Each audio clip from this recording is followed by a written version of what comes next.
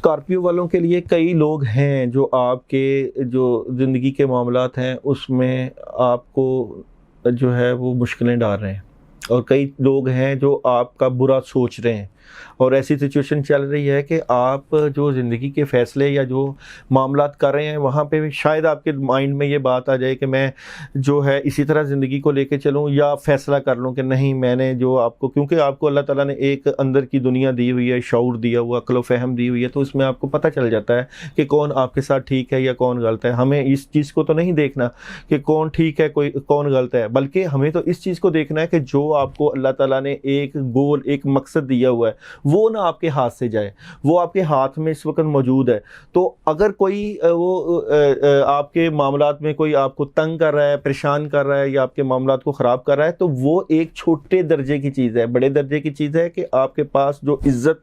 جو وقار، جو معاملہ، یا جو آپ جاب سے ریلیٹڈ ہیں، بزنس سے ریلیٹڈ ہیں، یا اپنے معاملات میں جو بیٹھے ہوئے ہیں، تو جو چیز آپ کو اللہ تعالیٰ نے دی ہوئی ہے اس سے فائدہ اٹھانے کی کوشش کریں، کیونکہ اگر آپ نے اس کو مضبوطی کے ساتھ پکڑے رکھا، اپنے معاملات کے اوپر محنت کرتے رہے، جد و جہد کرتے رہے، تو یہ والی پوزیشن، یہ محنت آپ کو آگے جا کے مستقبل میں ایک اچھی پوزیشن پہ کھڑا کر دے گی۔ تب آپ کے پاس پیسے کی فراوانی بھی ہوگی، آپ کے حالات بھی ٹھیک ہوں گے، آپ کی زندگی بھی ٹھیک ہوگی، پھر آپ کا آؤٹ آف اسٹیشن آنا جانا بھی ہوگا۔ مگر اس وقت کیا کرنا ہوگا؟ آپ کو ٹھنڈے دماغ کے ساتھ سوچ سمجھ کے اپنی زندگی کو لے کے چلنا ہے، کوئی جذباتیت نہیں لے کے آنی، کیونکہ کوئی ایسے نحس اثرات نہیں آ رہے، کوئی سٹارز کے اوپر بھی نہیں آ رہے۔ کریٹیو تھنکنگ ہے جو آپ کے بھی مائنڈ میں پوزیٹیو نیگیٹو کی جو جنگ چل رہی ہے، پوزیٹیو نیگیٹو کی جو فورسز ہے، اس کو آپ اپنی پاور کے ساتھ ایک سٹیبلٹی کی طرف لے کے آئیں، اپنے فیصلوں میں جدت پیدا کریں اور بہتر فیصلے کریں، اور جو فیصلے کریں ان کے اوپر مضبوطی کے ساتھ ڈٹ جائیں، اور پریشان نہ ہوں، حالات سے پریشان نہ ہوں۔ دشمن یا جو بھی آپ کے جو ہے رستوں میں جو مشکلیں ڈالیں گے، وہ تو آٹومیٹک پیچھے ہٹ جائیں گے۔ کیوں کہ آپ محنتی ہیں، آپ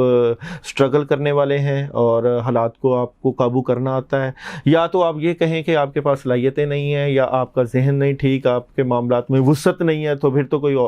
بات ہے، مگر آپ سب کچھ کر سکتے ہیں۔ تو اس کو مزید بہتر کریں،